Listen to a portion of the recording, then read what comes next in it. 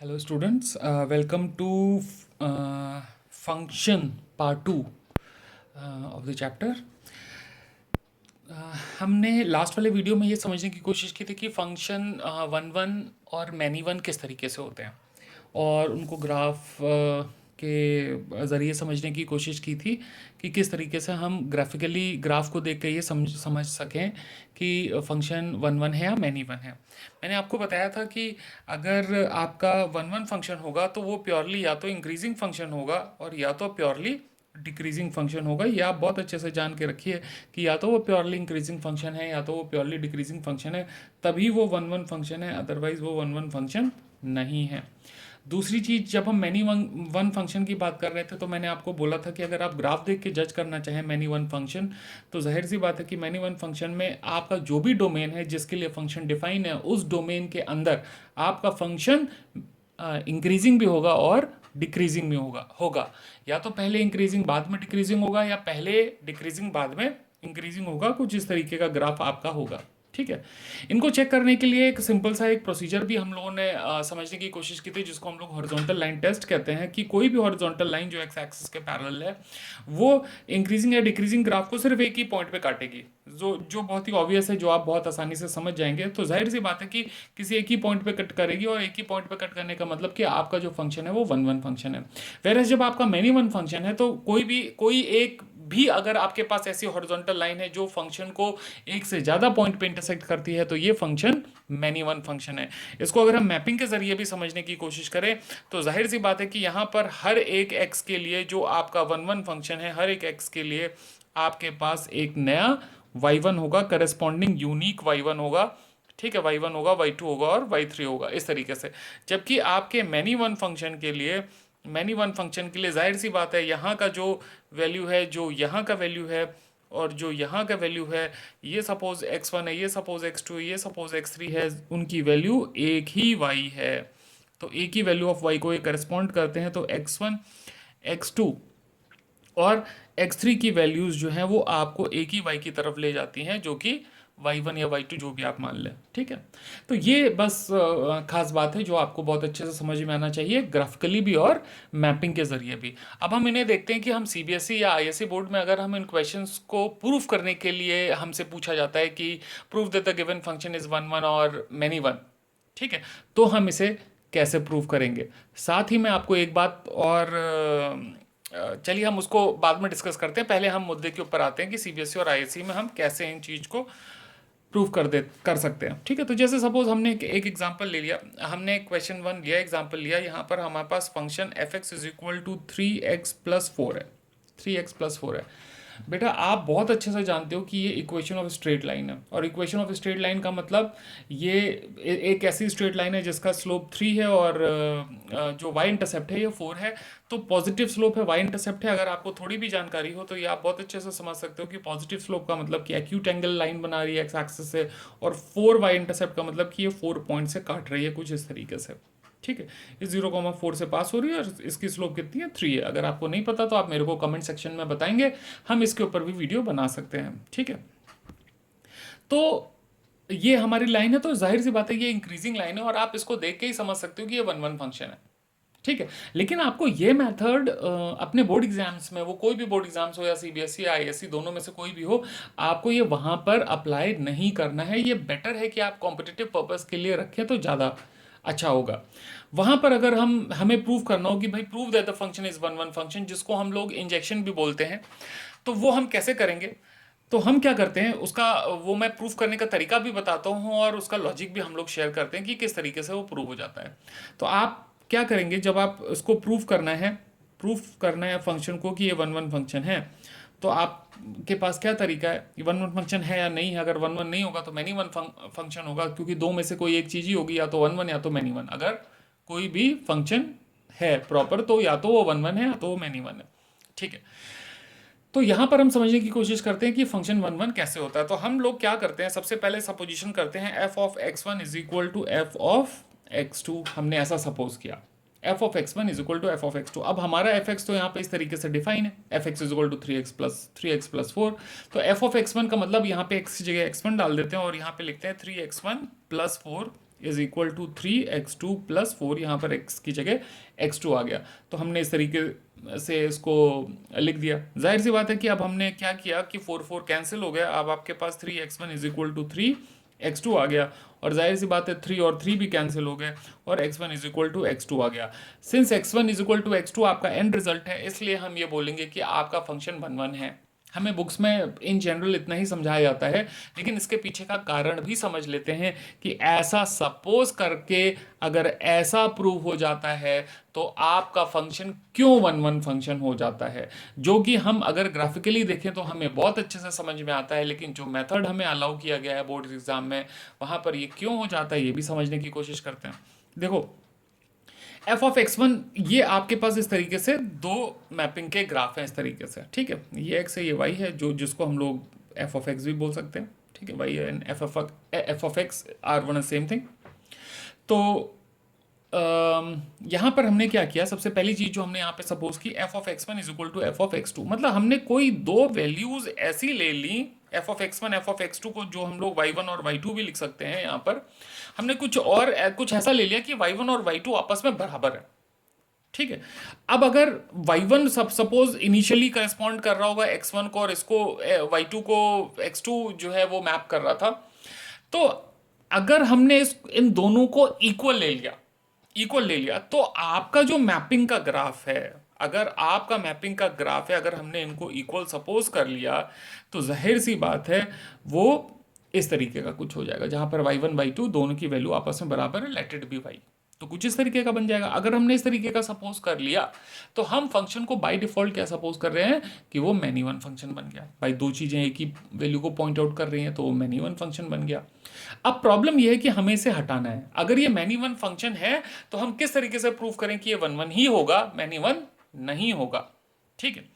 तो हम इसके लिए क्या करते हैं, हम x1 की, अगर ऐसा होगा, अगर हमारा ये मैप था और हमने सपोज कर लिया कि y1 की वैल्यू y2 के बराबर है, तो कुछ ऐसी सिचुएशन हो जाएगी, तो तब भी वो 1 1 ही रहेगा। तो उसी केस में 1 1 रहेगा जब x1 की वैल्यू भी x2 के बराबर हो जाए।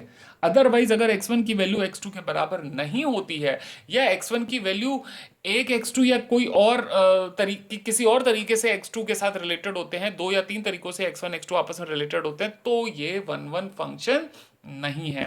तो अगर हम ये प्रूव कर देते हैं कि अगर हमने y को बराबर प्रूव किया है, अगर सपोज किया है यहाँ पर y को, तो x भी आपका इक्वल हो गया। हमने जो यहाँ पे प्रूव किया कि अगर y बराबर होते हैं तो x1 भी बराबर होंगे।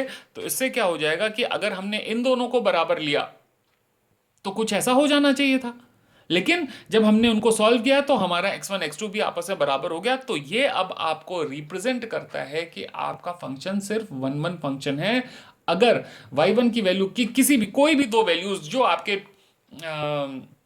को डोमेन में मौजूद हैं और इमेजेस हैं किसी भी वैल्यूज की, मतलब रेंज में आ रहे हैं, और किसी भी दो वैल्यूज जो रेंज में है, अगर आपने उन दोनों को इक्वल कर दिया है तो उनके करस्पॉन्डिंग जो x की वैल्यू है वो भी आपस में इक्वल हो गई है, तो फंक्शन 1 1 ही फंक्शन होगा।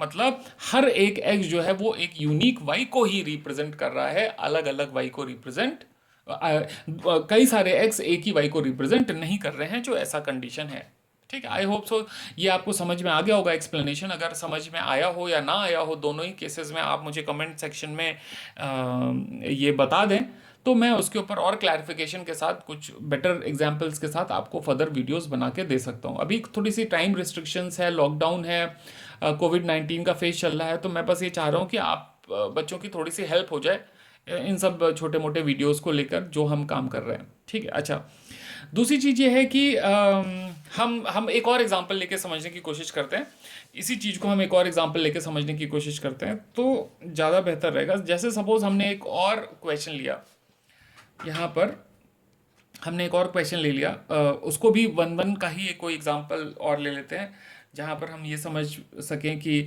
आपका जो ग्राफ है वो 1 1 है। सपोज हमने लिया F x is equal to 3x³ - 4, ठीक है।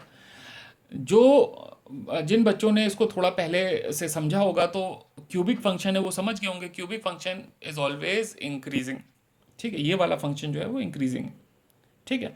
तो इंक्रीजिंग फंक्शन है तो therefore it is one one function. नहीं तो आप डिफरेंशिएट, अगर एप्लीकेशन ऑफ डेरिवेटिव का थोड़ा बहुत आइडिया हो या आगे चल के होगा तो आप डिफरेंशिएट करके देखोगे तो आपका dy by dx greater than zero निकलेगा, which means that the function is always increasing and hence it is one one. ठीक है, फिलहाल वो सब बातें बाद में करते हैं, लेकिन अभी अगर हमें सपोज ये क्वेश्चन आ गया प्रूव करने को कि prove that this function is a one one function, then how we will prove in our board exams. तो हम क्या करेंगे, फिर से सोल्यूशन में वही बात करेंगे कि let f of x1 is equal to f of x2। हमने दो y की वैल्यूज को बराबर सपोज कर लिया। अब जाहिर सी बात है ये हो जाएगा 3x1 का cube minus 4 is equal to 3x2 का क्यूब माइनस 4। ठीक है, विच मीन्स दैट, ठीक है, अगर ये बराबर है तो ये भी बराबर। सो माइनस फोर कैंसिल होता है, आपके पास 3x1 का cube is equal to 3x2 का क्यूब हो जाएगा। 3 भी कैंसिल हो गया, तो अब आपके पास x1 का cube is equal to x2 का क्यूब हो गया। ठीक है, आगे देखते हैं। अगर x1 is equal to x2 हो गया, x1 का cube is equal to x2 हो गया, तो x1 cube minus x2 cube is equal to 0 हो गया। आप इसे फैक्टराइज कर लें because we need to find the relationship between x1 and x2। तो हम रिलेशनशिप फाइंड करने के लिए इनको फैक्टराइज कर लेते हैं। a cube minus b cube का फॉर्मूला मैं पहले लिख देता हूँ। A cube minus b cube का फॉर्मूला क्या होता है, ए माइनस बी ब्रैकेट में a square plus a b plus b square. ठीक है, ये आपका फैक्टराइजेशन हो गया a cube minus b cube का, which we will be applying over here. x1 minus x2 और x1 का square plus x1 x2 plus x2 का स्क्वायर इज इक्वल टू 0। ठीक है, डन है, कोई दिक्कत नहीं। ठीक है, एक चीज तो बहुत अच्छे से समझ में आ गई कि यहाँ पर x1 की वैल्यू x2 के बराबर निकल रही है, एक चीज। दूसरी चीज ये है बिकॉज ये 0 होगा या फिर ये 0 होगा, अगर दो फैक्टर्स, ठीक है, ये अच्छे से समझ लें, इस कॉन्सेप्ट को भी मैं यहाँ पे समझा देता हूँ डिटेल में।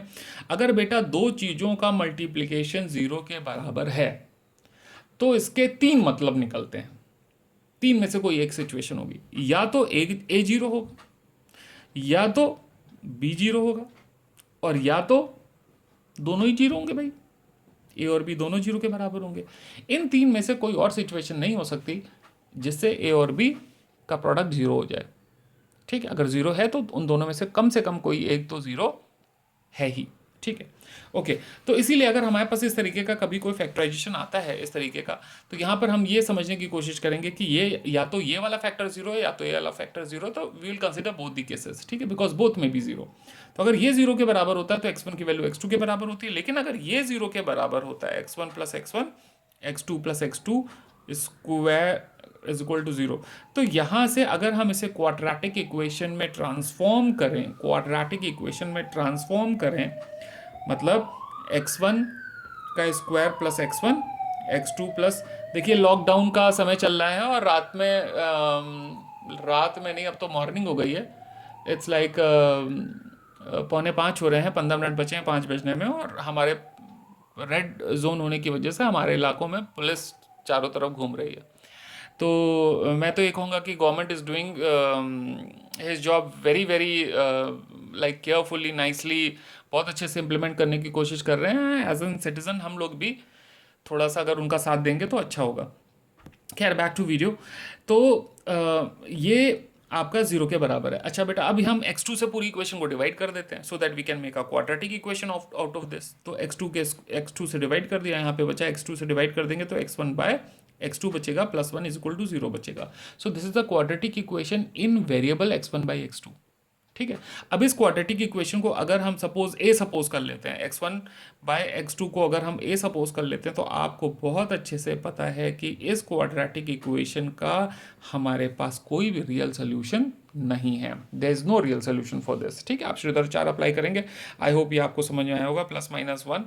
ठीक है, minus B which is -1 plus minus square root B square which is 1 minus 4 a1 है c1 है अपॉन 2 इंटू 1। ठीक है, फॉर्मूला अगर आपको क्लियर हो, मैंने ABC का इस्तेमाल यहाँ पे नहीं किया क्योंकि ये हम लोग पहले ही यहाँ पे यूज़ कर चुके थे। तो जाहिर सी बात है डिस्क्रिमिनेंट आपको देखने में आ रहा है कि 1 माइनस 4 मतलब -3 आ रहा है। -3 का मतलब कि हमारे पास ए का कोई नया रियल सोल्यूशन नहीं है। तो इस क्वाड्रेटिक इक्वेशन का हमारे पास कोई रियल सोल्यूशन नहीं है, तो सिर्फ हमारे पास जो वैलिड वैल्यू आती है, जो वैल्यू हमारे पास सिर्फ एक ही दिख रही है, वो x1 की वैल्यू x2 के बराबर है।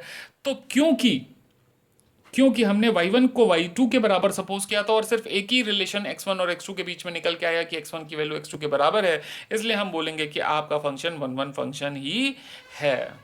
ठीक है, आपका फंक्शन एक वन वन फंक्शन ही है। ठीक है, इसे अच्छे से समझें, और अगर कोई भी प्रॉब्लम हो तो मेरे को फिर से कमेंट करके एक नया वीडियो बनाने को बोलेंगे, तो मैं थोड़ा सा बेटर एग्जांपल्स और बेटर तरीकों के साथ एक नया वीडियो भी आपको बना के दे सकता हूँ। ठीक है, अच्छा, नेक्स्ट अब हम समझ लेते हैं कि अगर हमारे पास कोई ऐसा फंक्शन है जो वन वन नहीं है तो क्या सिचुएशन होगी, किस तरीके से हमारे पास रिजल्ट्स आएंगे, उनको भी हम बहुत अच्छे से समझने की कोशिश करते हैं। जैसे सपोज हमारे पास क्वेश्चन 3 है, और जाहिर सी बात है कि जो फंक्शन वन वन नहीं होगा वो मैनी वन होगा, और many one function increasing decreasing दोनों ही होगा अपने डोमेन के अंदर। ठीक है, तो एक ऐसा फंक्शन, एक सिंपल सा फंक्शन जो हम लोग ले लेते हैं, वो हम कुछ इस तरीके का ले लेते हैं जो क्वाड्रेटिक है। क्वाड्रेटिक फंक्शन इंक्रीजिंग भी होंगे डिक्रीजिंग भी होंगे, बिकॉज यहाँ पर जो डोमेन है रियल नंबर है, और रियल नंबर में जाहिर सी बात है वो इंक्रीजिंग डिक्रीजिंग दोनों ही होगा। ठीक है, अब इस फंक्शन को अगर हमें वन वन प्रूफ करना है, तो हमें वन वन प्रूफ करने के लिए हम फिर से वही फंडा अपनाते हैं जो हमारे बोर्ड्स में है कि let F of x one is equal to F of x two. हमने दो वैल्यूज को बराबर कर लिया, दो वाई की वैल्यूज को बराबर कर लिया, तो यहाँ पर क्या हो जाएगा, 3x1 का square plus 12 is equal to 3x2 का स्क्वायर प्लस 12।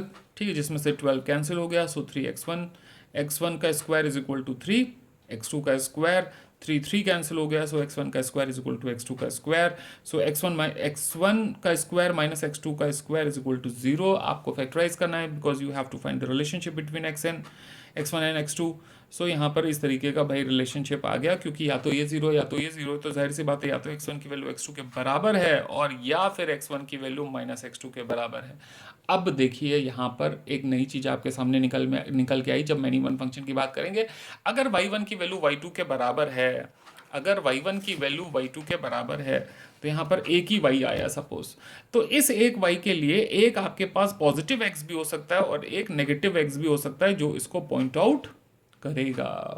ठीक है, तब अब ये जाहिर सी बात है कि अगर दो y को आपने इक्वल प्रूव कर दिया तो ये नॉट इक्वल है, मतलब कि दो वैल्यूज एक ही y को रिप्रेजेंट करती हैं, जिससे आप ये बहुत अच्छे से समझा सकते हैं कि आपका फंक्शन मैनी वन फंक्शन है। और अगर आपको इसको ग्राफ के फॉर्म में समझने की कोशिश करें तो बेटा ये होता है आपका graph for X square, simply y is equal to X square. ठीक, अगर आपने ग्राफिकल ट्रांसफॉर्मेशन थोड़ा बहुत मतलब थोड़ा बहुत आइडिया हो आपको, और आप 3x स्क्वायर प्लस 12 का ग्राफ बनाने की कोशिश करें, तो जब आप 3 से मल्टीप्लाई कर देंगे तो आपका ग्राफ की वैल्यूज 3 थोड़ा सा